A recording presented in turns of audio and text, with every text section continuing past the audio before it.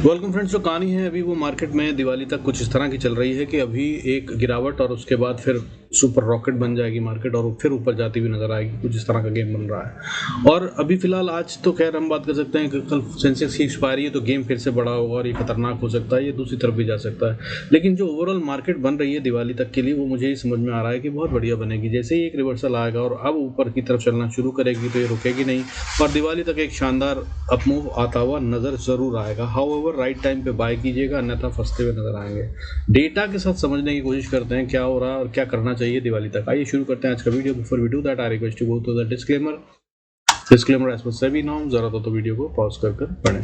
देखिए यार, volatility index आज कूल ऑफ हो रहा है, 14.12 पे है कंपैरेटिवली, 14 के नीचे आ गया है आज कंपैरेटिवली। कल 14.12 पे था तो 3% करके रोज टूट रहा है। जब बढ़ रहा था तो ये 10% और 12% बढ़ रहा था, लेकिन कूल ऑफ तो हो रहा है। तो आज क्या हुआ? क्या आज मार्केट में स्थिति अच्छी हुई? नहीं, बहुत अच्छी नहीं हुई है दोस्त। जो कुछ कल हुआ था बिल्कुल सेम टू सेम आज हुआ है, सिर्फ थोड़ा सा फर्क पड़ा है। वो ये समझिए, अगर आपको ओवरऑल, क्योंकि भाव भगवान से पैसा जो बोलेगा वो सब कुछ करता है, तो भाई पैसे के हिसाब से अगर देखा जाए तो एफआईआईज ने 300 करोड़ से ज्यादा अपनी सेलिंग कर दी, यानी कि कल के मुकाबले 300 करोड़ बढ़ा दिए सेलिंग में। वही 300 करोड़ डीआईएस ने बाइंग में बढ़ा दिए। नेट में पब्लिक को माल चिपकाया गया है। क्या हुआ आज अगर बात करें तो 4926 करोड़ का माल एफआईआईज ने, फॉरेन इंस्टीट्यूशनल इन्वेस्टर ने बेचा है आज, जिन्होंने कल 4562 करोड़ का बेचा था। वहीं डीआईएस, डोमेस्टिक इंस्टीट्यूशनल इन्वेस्टर ने 3878 करोड़ से थोड़ा ज्यादा माल खरीदा है, जिन्होंने कल 3508 करोड़ का माल खरीदा था। सो लगभग कहानी अभी वही है कि पब्लिक को माल चिपकाया जा रहा है, जिसका मतलब ये है कि अभी मार्केट में और ऊपर जाने का बहुत ज्यादा मूड नहीं है। हाउएवर एक कल बदलता हुआ नजर आ सकता है डेटा, लेकिन इससे पहले जो समझ में आ रहा है वो ये है कि एक डिप अभी बनता है और आएगा, ठीक है, और उसके बाद मार्केट जब ऊपर जाना शुरू होगी तो फिर मैं आपको बताऊंगा अगले वीडियो में, शायद कभी हो सकता है मंडे, ट्यूसडे, वेडनेसडे कब आएगा। बट उसके बाद ये दोबारा पलटेगी नहीं नीचे की तरफ, उसके बाद फिर दिवाली तक ये सीधा ऊपर ही जाएगी, तब सेल के ट्रेड लेना खतरनाक होगा। हाउएवर अभी बाय के ट्रेड से ज्यादा समझदारी मुझे सेल के ट्रेड में दिख रही है, मगर अगर अपॉर्चुनिटी मिले तो। और वो क्या क्या हो सकती है अपॉर्चुनिटी और क्या डेटा और क्या लेवल होंगे उनकी हम बात करते हैं। आइए शुरू करते हैं। तो निफ्टी का फ्यूचर का लेवल जो आपको ध्यान में रखना है सेल या बाय के लिए, तो वो है 25,170 से 150 का एरिया, नो ट्रेड जोन, और 25,150 के नीचे सेल, 25,170 के ऊपर बाय की कहानी बनती है। अभी कहाँ पे है फ्यूचर? 25,126 पे। सो हम क्या बात कर रहे हैं? करीब करीब 30 से 40-50 पॉइंट की कहानी है, जिसके बीच में गेम पलटती हुई नजर आ सकती है। हाउएवर अगर ये 25,170 के ऊपर सस्टेन कर लेता है तो 25,150 का स्टॉप लॉस बनाकर बाय करना ही समझदारी होगी और ये बढ़िया होगा। अभी के लिए बता रहा हूँ, ये डेटा कल फिर बदल जाएगा, इसे लॉन्ग टर्म में ना देखें। बैंक निफ्टी की बात करें तो कल के लिए 51,700 से या 690 से 730 का एरिया बनता है। ये है इंपॉर्टेंट। इसके ऊपर 730 के ऊपर है तो बाय के ही ट्रेड लें फ्यूचर में, अगर 730 के ऊपर ट्रेड कर रहा है तो। और अगर 690 के नीचे आ गया है तो फिर बाय के ट्रेड लेना समझदारी नहीं है। अभी कहाँ पे है? 51,790। हम बात कर रहे हैं लगभग 700, मान लीजिए 10 पॉइंट ऊपर नीचे, तो 90 पॉइंट का गेम देख लीजिएगा मार्केट क्या करती है। और ये गैप अप या गैप डाउन हो सकता है, उसकी स्थिति के हिसाब से देख लीजिएगा। शायद ये ओपनिंग के साथ ही लेवल आते हुए नजर आएंगे। आज जो बैंक निफ्टी में हुआ है वो समझ में ये आ रहा है कि ट्रैपिंग टाइप है, बहुत ज़्यादा पैसा और वॉल्यूम नहीं खेला गया है, लेकिन लेवल जो है वो बढ़ा दिए गए हैं।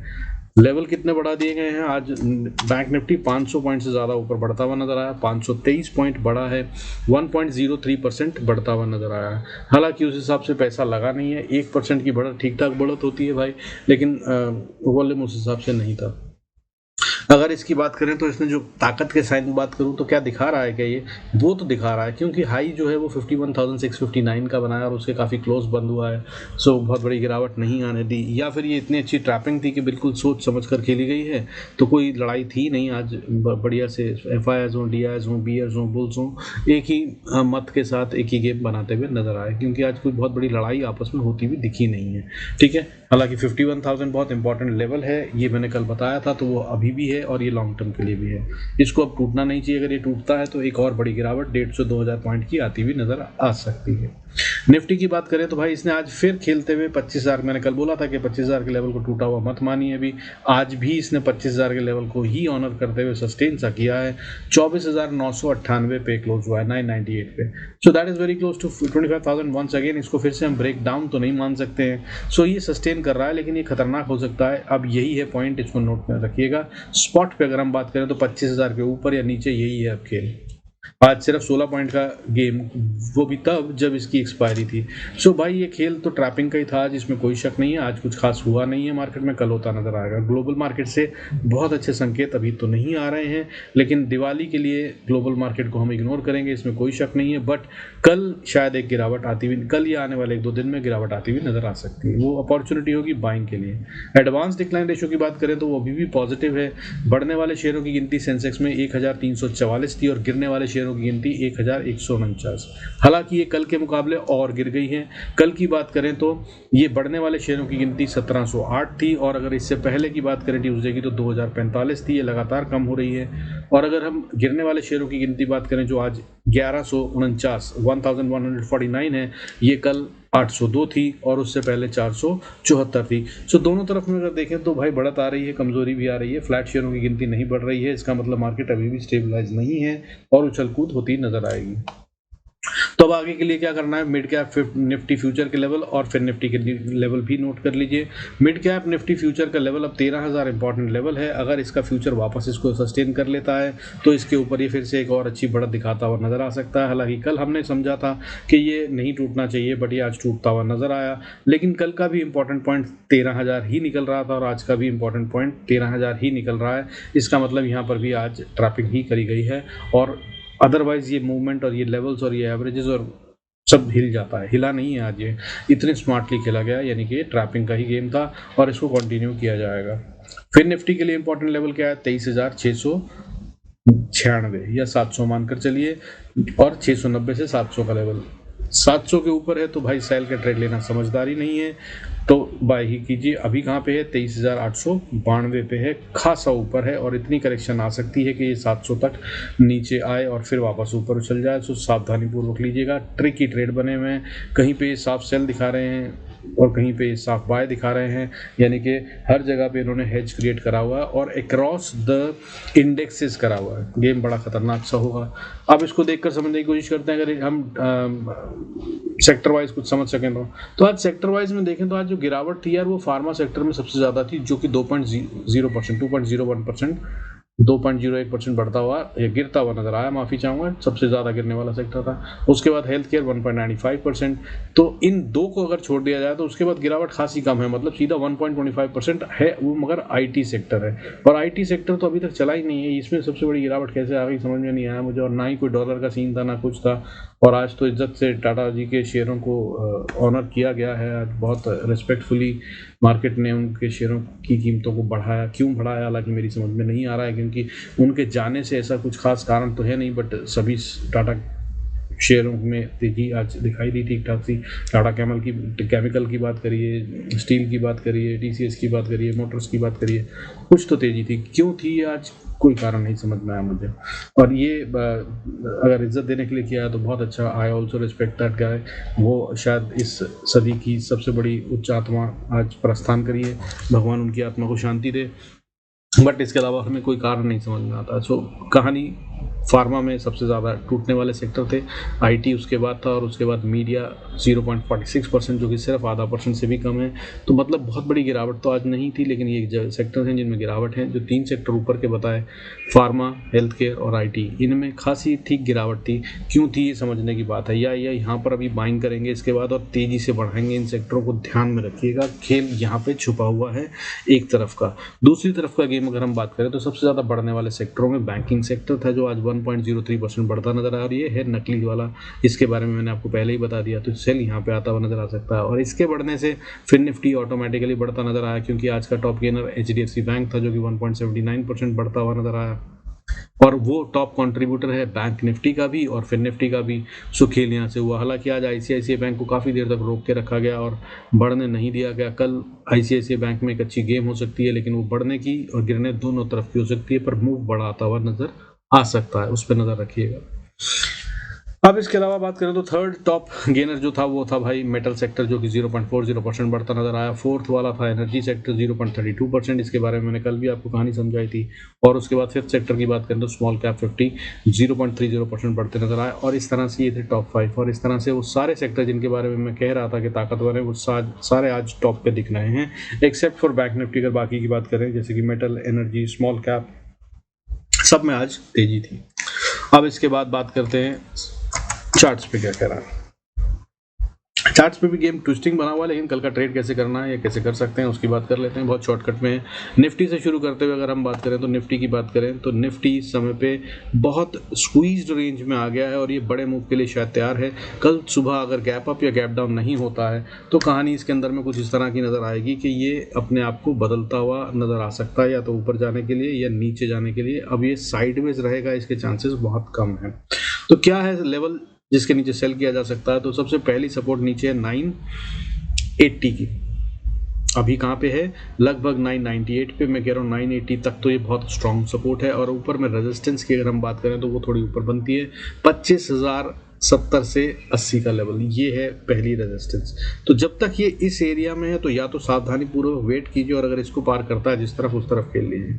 मेरी तरफ से इसकी रेंज और बड़ी हो सकती है। नीचे में अगर हम बात करें तो 24,950 नीचे अगली सपोर्ट है। यानी कि मैंने क्या बताया आपको, पहला लेवल 980 इसको तोड़ता है तो ये कमजोरी के साइन होते हैं, लेकिन उसके बाद ये 24,950 तक जाए और वहां से बाउंस कर जाए, इसकी पॉसिबिलिटी है। लेकिन 24,940-50 को अगर तोड़ता है तो ये कमजोरी के साइन है, फिर ये नीचे जा रहा है।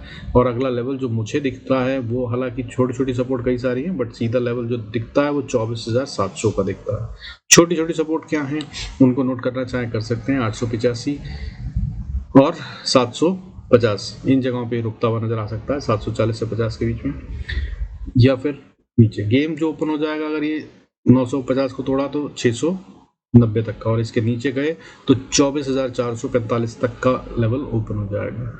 निफ्टी में अगर हम ऊपर जाते हैं और 25,084 को पार करते हैं तो गेम ऊपर हो जाएगा ऊपर के लिए 25,335 का, ठीक है। लेकिन बीच में छोटी छोटी सब रेजिस्टेंस कहाँ आएंगी? तो पहली रेजिस्टेंस 25,117, फिर 25,234 और फिर 25,320 से 330 का एरिया। और उसके बाद इम्पॉसिबल सा टास्क जो लग रहा है अभी वो 25,400 के ऊपर जाना निफ्टी के लिए अभी काइंड ऑफ नामुमकिन जैसा है। लेकिन जितने जाएगा वो दिवाली वाली बात जो मैंने शुरू में वीडियो में समझाई है आपको, वो यहाँ पे एक्टिवेट होती हुई नजर होगी, तब ये बहुत तेजी से ऊपर जाएगा और फिर रुकता हुआ नजर ना आए शायद आने वाले टाइम में। उस टाइम का जरूर इंतजार कीजिएगा और फायदा उठाइएगा।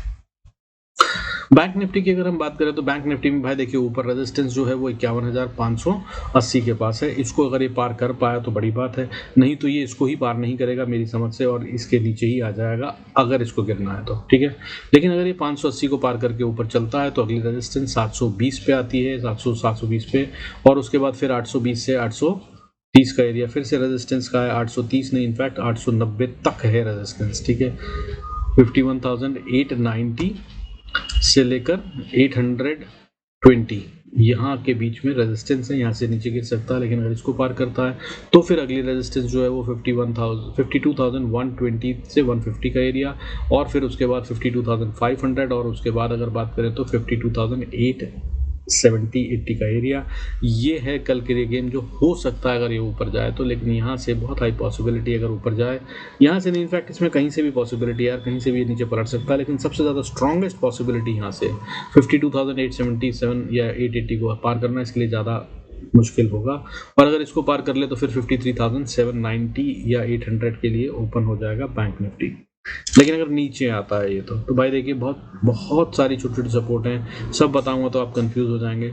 सबसे पहले इंपॉर्टेंट नोट करके रखिएगा, 51,450 के नीचे ही सेल कीजिएगा, उससे पहले मत कीजिएगा।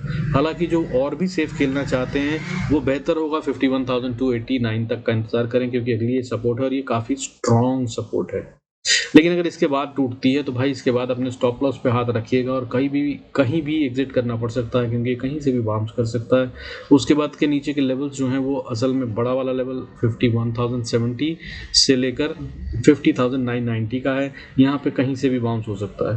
और अगर यहाँ नहीं हुआ तो अगली सपोर्ट 900 पे फिर है, और अगर 900 के नीचे ट्रेड करने लगा है तो फिर ये कमजोरी के साइन है और ये फिर एक बड़ा फॉल देता नजर आ सकता है जो 500 से 700 पॉइंट का होता है, क्योंकि यहाँ पे गेट ओपन हो जाएंगे 50,200 के लिए, और अगर इसको भी तोड़ दिया तो फिर 49,512 और 49,000 ये होंगे लेवल्स जो कि खेलते हुए नजर आएंगे कल के गेम में। और अब सेंसेक्स की बात कर लेते हैं। सेंसेक्स की अगर कोई बात करूं तो भाई देखिए इसका एक सीधी सी लाइन में लेवल निकल रहा है 81,580, ठीक है, अभी लगभग 600 के पास है, 611 के पास, तो 580 के नीचे सेल किया जा सकता है। हालांकि नीचे सपोर्ट इसकी 460 तक काफी स्ट्रांग है, ठीक है, और अगर ये ऊपर है 590 के या 600 के तो 680 ये है दिक्कत का एरिया। अब मैं क्या कह रहा हूँ, इसको शॉर्टकट में बोलता हूँ ताकि आप ट्रेड कैसे करना है वो समझ सकें। तो मैं कह रहा हूँ कि 81,700 और नीचे में 81,462, जब तक इसके बीच में है तब तक ये डायरेक्शनलेस है या ये साइडवेज है। स्कैल्पिंग करना चाहें तो कर सकते हैं, ये एरिया जो है वो नो ट्रेड जोन बनता है या स्कैल्पिंग जोन बनता है, जैसे भी आप चाहें उसको इस्तेमाल कर सकते हैं।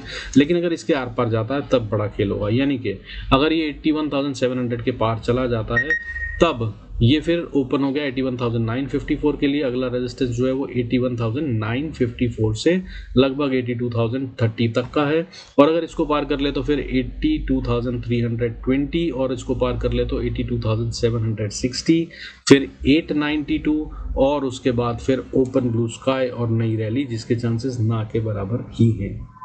अब नीचे की बात करते हैं। तो नीचे की बात में भाई अगर इसने तोड़ा 81,460 के लेवल को तो ये नीचे जा रहा है फिर 379 तक, और अगर ये 79 तक झटका वटका मारे, विक बनाए, ऊपर कूद जाए तो ठीक है, लेकिन अगर इसके नीचे जा रहा है तो असली फॉल का एरिया शुरू होता है। यहाँ पे राइड करने की कोशिश कीजिएगा, फिर ये ओपन फॉर 80,900 से 890 के लिए ओपन है। हालांकि 900 के नीचे जाने के मूड में ये अभी लग नहीं रहा है, यहाँ पर भी कुछ इस तरह का ही सीन है, बट रेंज तो यही बनती है भाई, एरिया यही बनता है।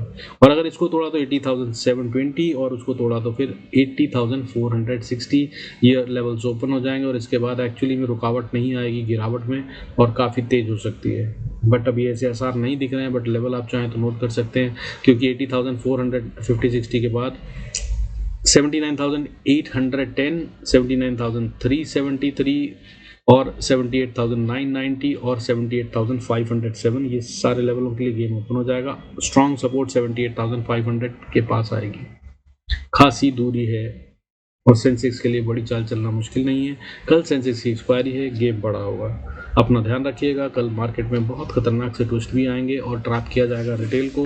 रिटेल ने काफ़ी अच्छा परसों कमाया था, जब बड़ा वाला फॉल आया था उसके साथ में बड़ी मजे करे थे, तो वो वाले पैसे इन्होंने अभी वापस पूरे निकाले नहीं हैं, आज थोड़े से लिए हैं, कल फिर ये लेते हुए नजर आएंगे, फिर उसके बाद असली गेम होगा। तो सावधान रहिएगा। अगर आपने खास तौर पर पिछले 1-2 दिन के अंदर पैसे कमाए हैं जिसके चांसेस काफ़ी हाई हैं, तो भाई उसको ये मार्केट वापस लेने के मूड में दिखाई देगी कल।